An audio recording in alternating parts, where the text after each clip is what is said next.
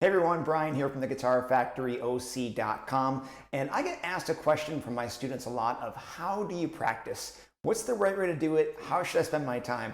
So in this quick video, I'm going to break down my 3-step, really easy method to make sure you spend your time wisely while you practice. First and foremost, before we get into the 3 steps, one quick thing you want to think about is practice really is something that works when you do it a little bit every day. The whole idea of just practicing on Sunday for an hour and then waiting until a week later to practice again is not how we build good muscle memory. Muscle memory and that growth that you need for your fingers and growth as a guitar player comes from a little bit every day. So the first thing I want to say is definitely commit to spending a little bit of time every day. And if you do that, you're really going to see the difference growing as a guitar player as opposed to just the once a week method or a couple times a week method like that. But let's get into the 3-part method here that I would say is the best way to spend your time practicing. All right, we divide our time up into these 3 parts. The first part you're going to do is your warm-ups and your fundamental workouts. These are the things that have our fingers grow into being independent and get some better dexterity by doing these workouts. There's a bunch of what they call chromatic exercises you can do. There's a finger style exercise you can do, chord switching exercises, but any of these exercises that isn't working on a song is how you should spend the first part of your practice. Now, in my link in the description below, you'll actually find a link to another video on YouTube I put of some of my favorite finger strength building exercises.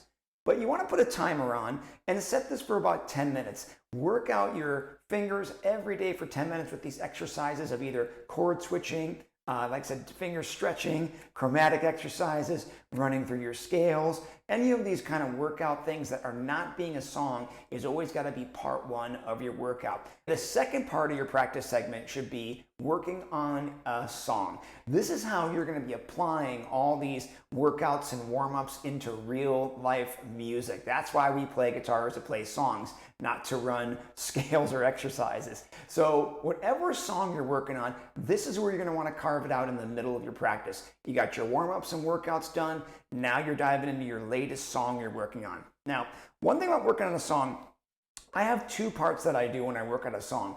I have what I call the practice mode of working on a song and a performance mode of working on a song. The practice mode is that mode that I'm trying to understand how the pieces go together. I'm isolating parts. If I start playing the song and I mess up, I stop, I fix it, I work it out. This is that practice mode that we do. If we only do the practice mode, we'll never be able to really perform it because we might get in the habit of stopping every time we mess up. This is totally okay in the practice mode to go back, review, mess up, stop, fix it, but we can't do that when we're performing it for somebody or a group or an audience. So when you're in your practice mode, you're just diving into each of the parts. You have a problem area, you dive in deep to that, repeat it over and over and over. And that's how I work the first part.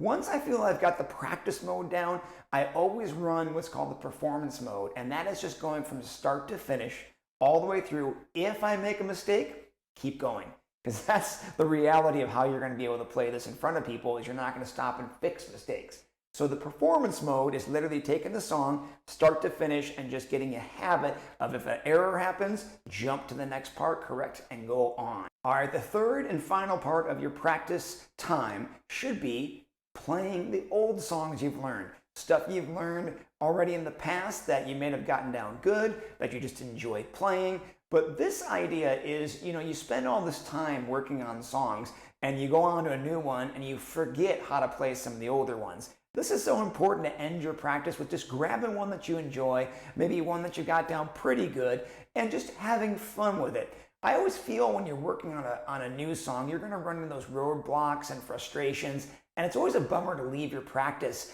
feeling that kind of frustration and going, gosh, am I getting any better? Because you're sitting there grinding on something totally new and maybe above your level. But when you go back and do one of the old ones you might have learned, you might be playing it way better. You know the parts. You don't have to work it out anymore. And you leave your practice session on a really good positive note. You're putting your guitar down going, all right, that was actually really fun. So it's good to leave on that. That way here you're more inspired to pick it up the next day as well with that. So spend all this time learning songs. Make sure you go back and review them. So each day that you practice, grab a different old song that you might have played in the past and play it before you put the guitar down.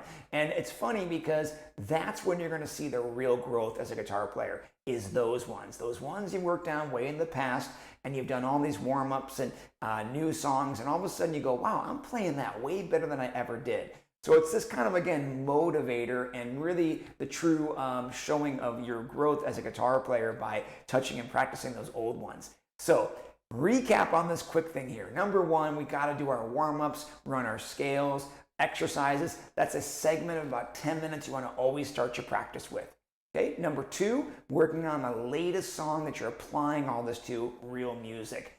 Doing that kind of idea of a practice mode and a performance mode while you're working on those songs. And third, grab an old one, have some fun with it, make sure you play that one and put it down your guitar on a good, happy, positive note. And I truly feel that if you spend your time practicing in this format, you'll not only notice growth as a guitar player, but you'll feel more organized on what you're doing and have a more direction on this. I know it's kind of a thing that everyone has their own idea of how to practice, but I think if you break it down into this, it's a great way for beginners to start seeing that growth, and give it a try. See it out this week. Try it every day for 7 days. I guarantee you'll see some progress and feel, like I said, a little bit more organized and directional in what you're doing. If you're liking the video, please go ahead and actually click like. Also subscribe to the channel so you can get updates when I drop new videos. To improve your guitar playing, yes, practice is important. Yes, we got to do it every day like this video talked about, but you can also head over to the GuitarFactoryOC.com. I've created a bunch of cool courses, games, workouts, things you can do that increase your playing and ability. So check out the GuitarFactoryOC.com. There's a link in the description below that can actually get you access to your free quick start course.